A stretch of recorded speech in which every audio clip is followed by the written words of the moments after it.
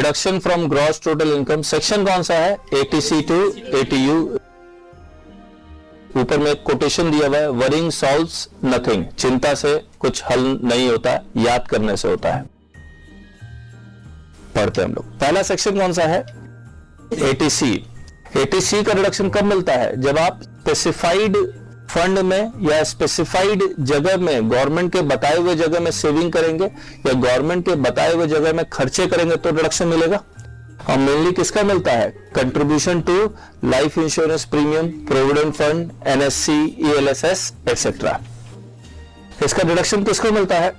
Individual और HUF को। Resident या नॉन रेजिडेंट कोई भी हो, जब इंडिया में पैसा आ रहा है तो किसी को भी डिडक्शन मिलेगा। लेकिन अगर इमोशन के कारण डिडक्शन मिलता है तो सिर्फ रेजिडेंट को मिलता है। तो deduction is allowed to individual oblique HUF, resident हो या नॉन रेजिडेंट हो, इंडियन सिटीजन हो या फॉरेन सिटीजन हो। कहां आप कंट्रीब्यूशन करेंगे? लाइफ इंश्योरेंस प्रीमियम किसके लिए लेंगे? Life insurance self, spouse and child. Child dependent हो या नॉट डिपेंडेंट हो। अगर आप लाइफ इंश्योरेंस चाइल्ड का लेंगे तो आपको डिडक्शन मिलेगा। और किसको डिडक्शन मिलता है? जिसके पॉकेट से पैसा निकलेगा। तो अगर फादर के पॉकेट से पैसा निकलता है चाइल्ड के लिए तो फादर को मिलेगा, मदर के पॉकेट से पैसा निकलता है चाइल्ड के लिए तो मदर को मिलेगा। मैक्सिमम कितना? 10% ऑफ एश्योर्ड अमाउंट। और अगर मैच्योरिटी अमाउंट आपको मिलता है तो वो एग्जम्प्ट है if premium for all years do not exceed 10% of the assured amount. In premium for any year exceed 10% of assured amount तो पूरा का पूरा मैच्योरिटी अमाउंट टैक्सेबल हो जाएगा। और अगर डेथ के बाद मिलता है तो प्रीमियम फॉर ऑल ईयर्स या एनी ईयर 10% से ज्यादा हो या कम हो, चेक नहीं करने की जरूरत नहीं है। डेथ के बाद हमेशा एग्जम्प्ट होगा। तो on death it is fully exempt. अगर टैक्सेबल होता है तो किस हेड में टैक्सेबल होगा? Under the head other sources. Life insurance premium में क्योंकि रिटर्न कम है इसीलिए उन्होंने एक दूसरी पॉलिसी निकाली, यूनिट लिंक्ड इंश्योरेंस प्लान। मैंने आपको बताया था लाइफ इंश्योरेंस और यूनिट में इन्वेस्टमेंट नहीं करना चाहिए। कहां इन्वेस्टमेंट करने से फायदा हो सकता है? एनएससी में। तो उन्होंने अगर आप फिक्स डिपॉजिट करते हैं फॉर 5 इयर्स तो भी डिडक्शन मिलेगा। लेकिन ये कौन से सिस्टम पे चलता है? ईईटी, फिक्स डिपॉजिट का लमसम विड्रॉल फुल्ली टैक्सेबल हो जाएगा।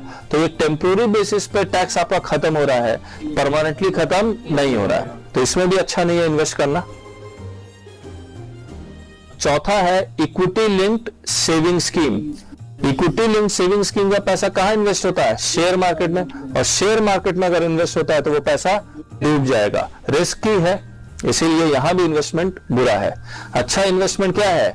NSC, national saving certificate, lock in 6 साल। इन इंटरेस्ट ऑन एनएससी है तो उसका डिडक्शन मिल जाएगा अंडर सेक्शन एटीसी।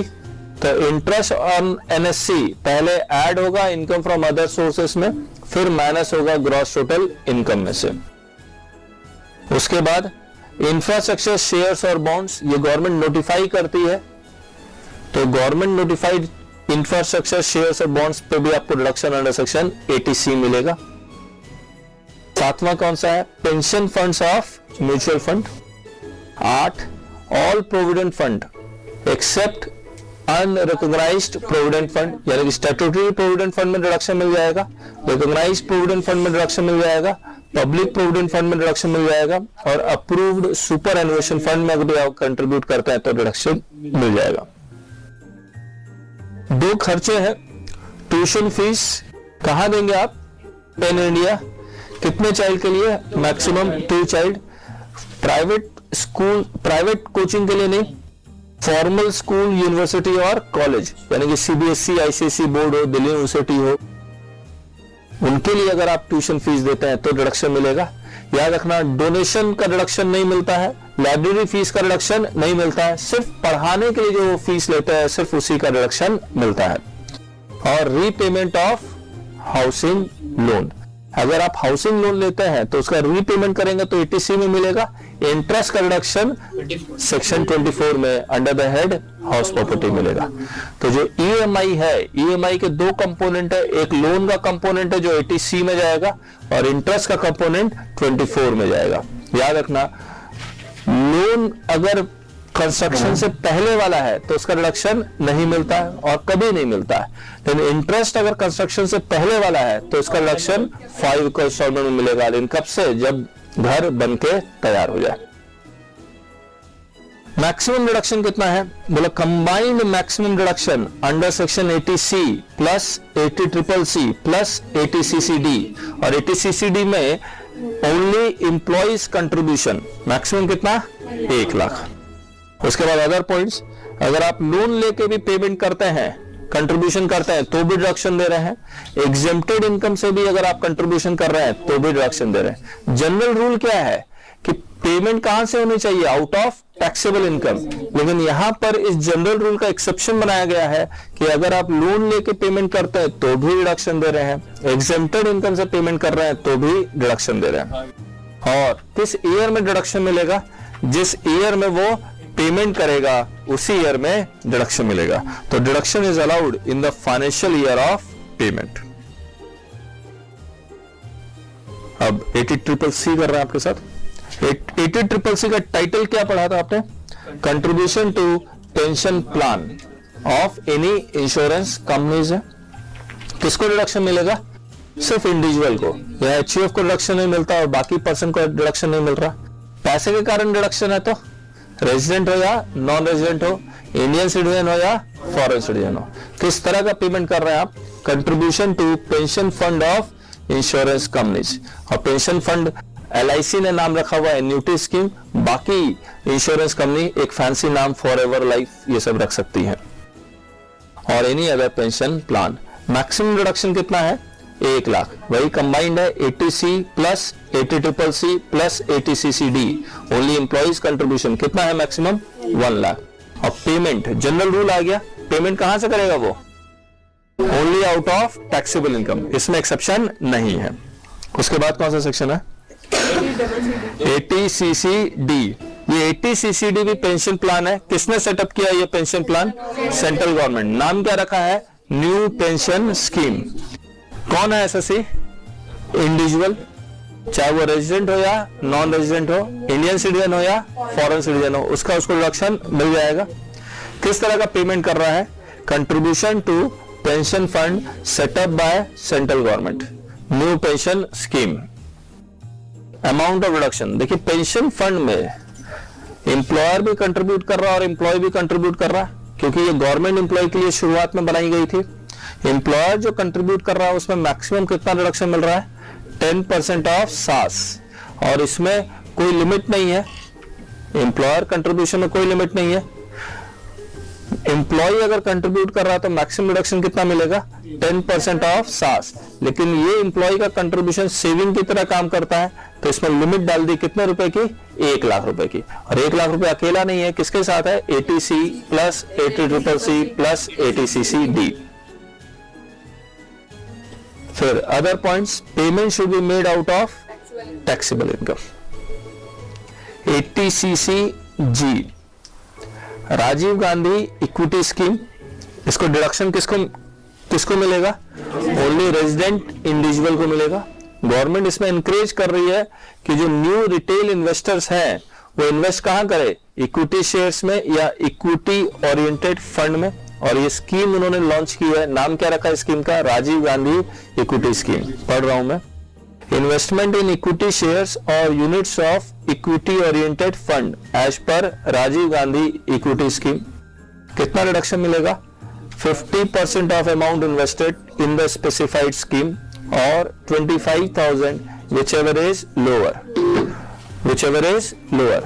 और फर्स्ट ईयर कब में भी डिडक्शन मिलेगा? सेकेंड ईयर में आप फिर से इन्वेस्टमेंट करेंगे तो भी डिडक्शन मिलेगा। थर्ड ईयर में फिर से इन्वेस्टमेंट करेंगे तो भी डिडक्शन मिलेगा। कंडीशन क्या है? हम आपको डिडक्शन कब देंगे? If your gross total income is up to ₹12 lakh. लेकिन अगर 12 लाख से ज्यादा हो गया तो डिडक्शन नहीं देंगे।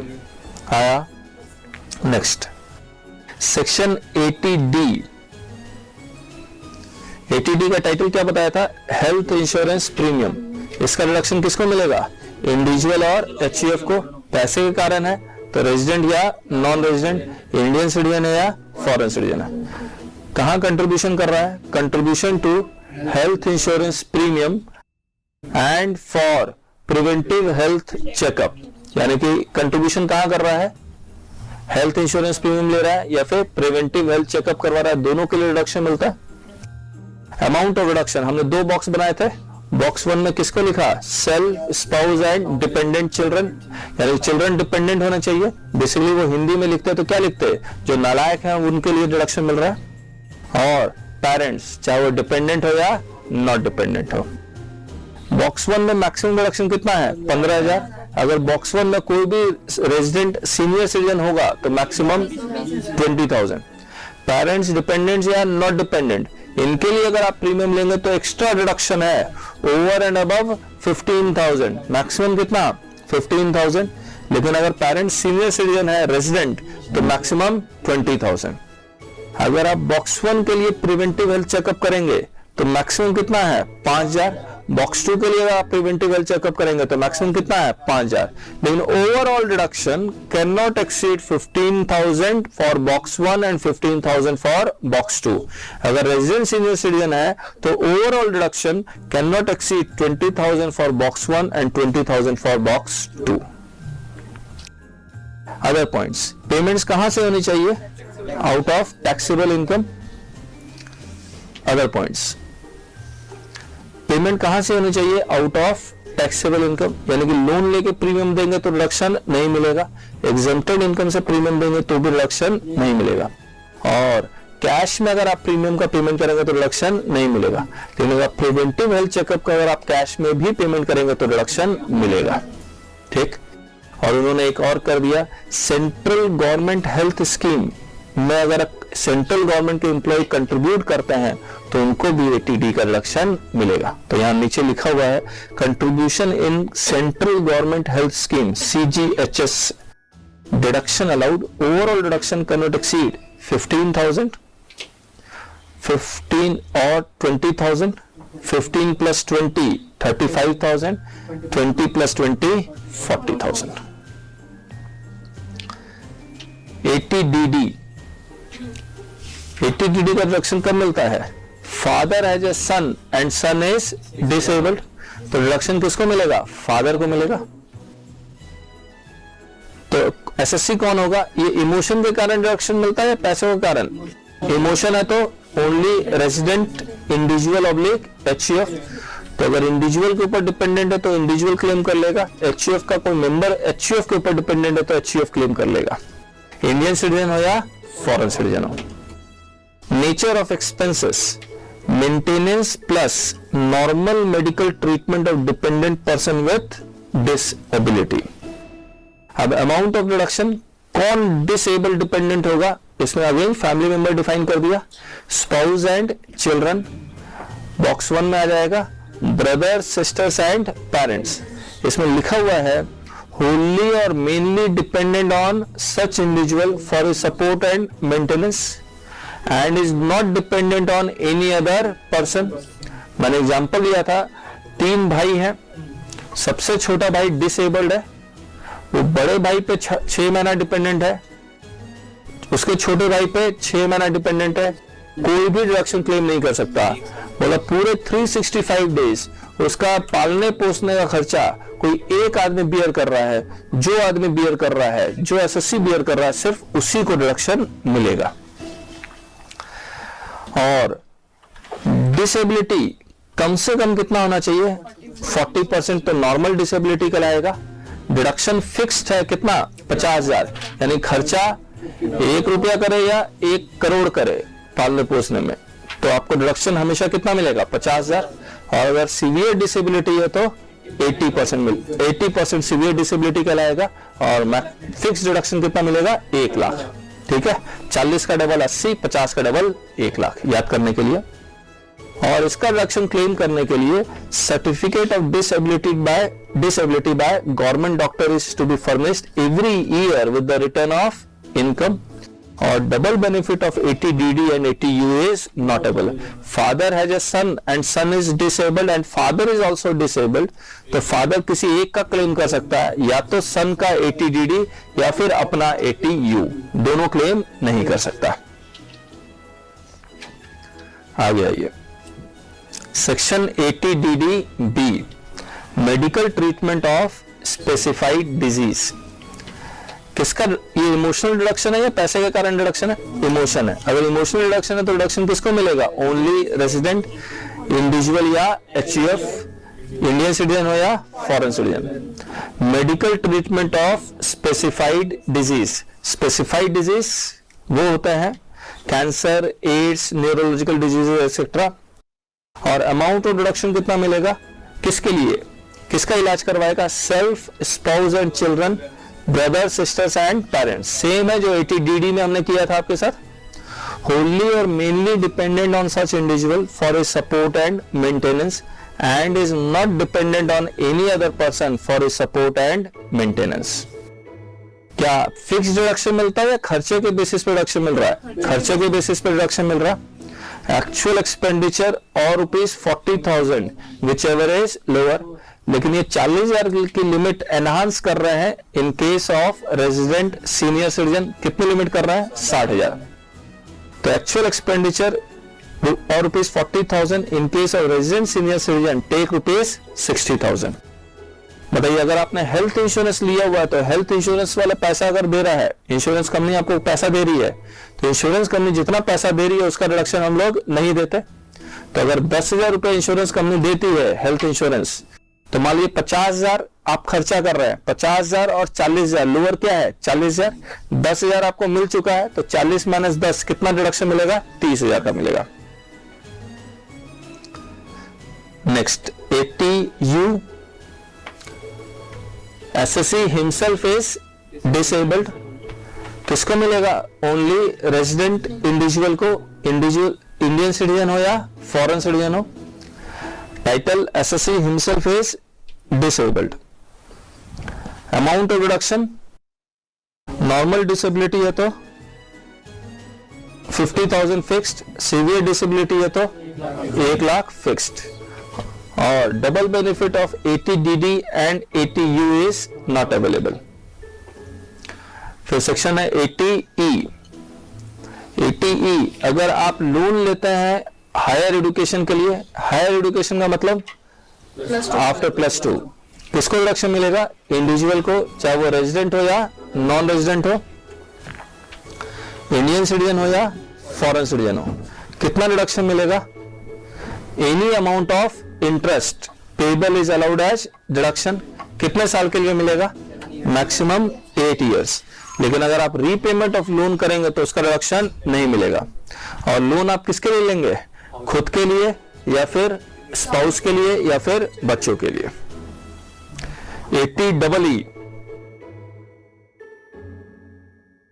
ये 80EE अमेंडमेंट है, इसी साल आया है।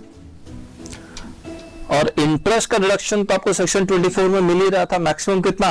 1,50,000। लेकिन अगर आपको इंटरेस्ट ओवर एंड अबव 1,50,000 का पेमेंट करना पड़ रहा था तो उसका रिडक्शन आपको नहीं मिल पा रहा था। 80EE उसको वो अलाउ कर रहा है। मान लीजिए आपको 1 साल में इंटरेस्ट का पेमेंट करना पड़ रहा है 1,90,000, तो 24 1,50,000 अलाउ कर रहा था, 40,000 आपको 80EE में मिल जाएगा। नेक्स्ट ईयर आपको इंटरेस्ट का पेमेंट करना पड़ रहा है 1,60,000, 1,50,000 24 में मिल रहा है, 10,000 आपको यहां मिल जाएगा। कहां? 80EE में। 80EE का रिडक्शन सिर्फ साल में 2 साल ही मिलता है, और मैक्सिमम दोनों साल को मिला के कितना? 1 लाख। और ये कंडीशन लगा दिया, ये स्मॉल होम बायर्स को ही मिलता है। कंडीशन क्या लगाया कि आपका घर कितने रुपए का होना चाहिए? 40 लाख। लोन कितना का लेंगे? 25 लाख। सिर्फ उन्हीं के लिए पढ़ते हैं। 80EE, additional interest on housing loan. SSC कौन? इंडिविजुअल, चाहे वो रेजिडेंट हो या नॉन रेजिडेंट हो, इंडियन सिटीजन हो या फॉरेन सिटीजन हो। Title additional interest for first time home buyers. Amount of reduction, one time reduction of interest payable not exceeding ₹1 lakh shall be allowed in previous year 13-14. If interest payable is less than 1 lakh, then balance interest deduction can be claimed in previous year 14-15. Condition, आप loan किससे लेंगे? Bank या financial institution से। Loan sanction कब होना चाहिए? In previous year 13-14। कितने रुपए? Up to ₹25 lakh. तो loan sanction up to ₹25 lakhs in financial year 13-14. Purchase price of house is up to ₹40 lakh. Do not own any house on the date of sanction of loan. यहां पर deemed owner का concept भी applicable नहीं होता। Next, ATG donations किसको deduction मिल रहा है? All SSC को डिडक्शन मिलेगा, चाहे वो, और डोनेशन इन काइंड का नहीं मिलता, डोनेशन इन कैश का मिलेगा। तो कंबल डोनेट करोगे तो डिडक्शन नहीं मिलेगा, ब्लड डोनेट करोगे तो डिडक्शन नहीं मिलेगा।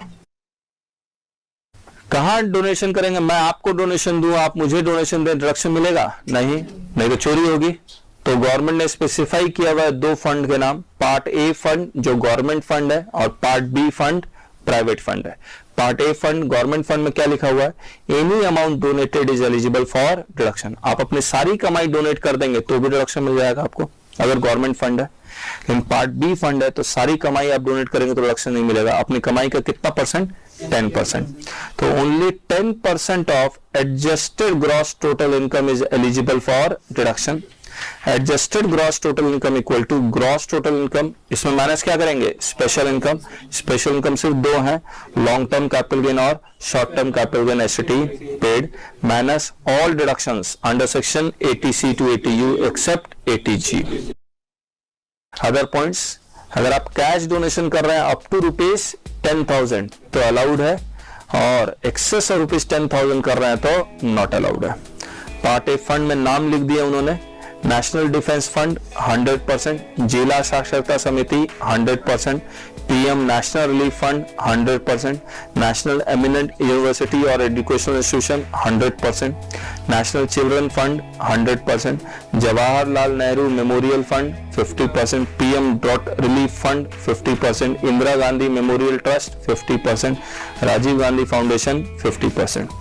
Part B fund private fund है, donation to government approved local authority or institution to be utilized for promoting family planning 100%, for charitable purpose other than promoting family planning 50%, donation to any notified temple, mosque, gurudwara, church or other place for renovation or repair 50%, donation made by a company to the Indian Olympic Association या other sports association कितना है? 100% है। ATGG बताइए, मैं self employed person हूं और किराए के मकान में रहता हूं, मुझे डिडक्शन HRA का एग्जम्पशन नहीं मिलेगा, लेकिन मुझे ATGG का डिडक्शन मिल जाएगा। एक सैलरीड क्लास है, वो किराए के मकान में रहता है, HRA नहीं मिलता है, तो ऑब्वियसली HRA का एग्जम्पशन नहीं मिलेगा, ATGG का डिडक्शन मिल जाएगा। तो ATGG का डिडक्शन 2 लोगों को मिलता है, सेल्फ एम्प्लॉयड पर्सन को, अगर सैलरीड क्लास है तो HRA नहीं मिल रहा और किराए के मकान में रह रहा है। ठीक है, किराया वो अगर देता है अपने स्पाउस को, अपने माइनर चाइल्ड को, अपने HCF को, तो ATGG का डिडक्शन नहीं मिलता है। और ये ATGG SSC इंडिविजुअल, चाहे रेजिडेंट हो या नॉन रेजिडेंट हो, इंडियन सिटीजन हो या फॉरेन सिटीजन हो। Condition, deduction for rent paid, rent is paid to third person और to the employer, he is not in receipt of HRA, rent is not paid to HCF spouse or his minor child. Amount of deduction maximum 2,000 per month. Formula 25% of adjusted gross total income. Formula rent paid minus 10% of adjusted gross total income. इन तीनों में से जो सबसे कम होगा उसका deduction मिल जाएगा। ATGG हमने पेंडिंग करवा दिया था, तो अभी इसको नहीं कर रहे हैं आपके साथ। Donation to political party ATGG-B, अगर इंडियन कंपनी डोनेशन देती है पॉलिटिकल पार्टी को तो इसका 100% डिडक्शन मिल जाएगा, लेकिन any amount paid in cash deduction नहीं मिलेगा। ATGG-C, इंडियन कंपनी के अलावा और कोई भी कंपनी पॉलिटिकल पार्टी को डोनेशन देती है तो डिडक्शन मिल जाएगा, लेकिन अगर गवर्नमेंट फंडेड लोकल अथॉरिटी हो, government funded artificial judicial person donation दे रही है पॉलिटिकल पार्टी को, तो उसका रिडक्शन नहीं मिलेगा। उन्होंने एक इलेक्टोरल ट्रस्ट बना दिया है। इलेक्टोरल ट्रस्ट कौन बनाएगा? वो कंपनी खुद बनाएगी, जैसे टाटा इलेक्टोरल ट्रस्ट। टाटा की ग्रुप कंपनीज एक इलेक्टोरल ट्रस्ट बना रही है। टाटा कंपनी किसको डोनेशन दे रही है? इलेक्टोरल ट्रस्ट को, तब भी हम इसको रिडक्शन दे रहे हैं। इलेक्टोरल ट्रस्ट फर्दर किसको डोनेशन दे देगी? पॉलिटिकल पार्टी को। ठीक है, तो पढ़ें। ATGGB applicable to Indian company, not applicable to others. Contribution to political party or electoral trust. Amount of deduction 100% of contribution. Cash donation any amount not allowed as deduction. ATGGC applicable to all associates, not applicable to local authority and every artificial juridical person wholly or partly funded by the government. अगर ये donation देंगे तो deduction नहीं मिलेगा। Contribution to political party और electoral trust, amount of deduction 100% of contribution, cash donation any amount not allowed as deduction. 80JJA किसको deduction मिलेगा? All एसएससीज। और ये पैसा कैसा कमा रहे हैं? Profits from biodegradable waste. कूड़ा से वो इलेक्ट्रिसिटी बना रहे हैं, कूड़ा से खाद बना रहे हैं, तो उनको रिडक्शन मिल रहा है। कितना रिडक्शन मिल रहा है? 100% of profits for consecutive 5 years from the year of start of business. Nature of income CPT, collecting, processing और treating of biodegradable waste for generating power or producing biofertilizers, biopesticides or biogas for fuel or organic manure.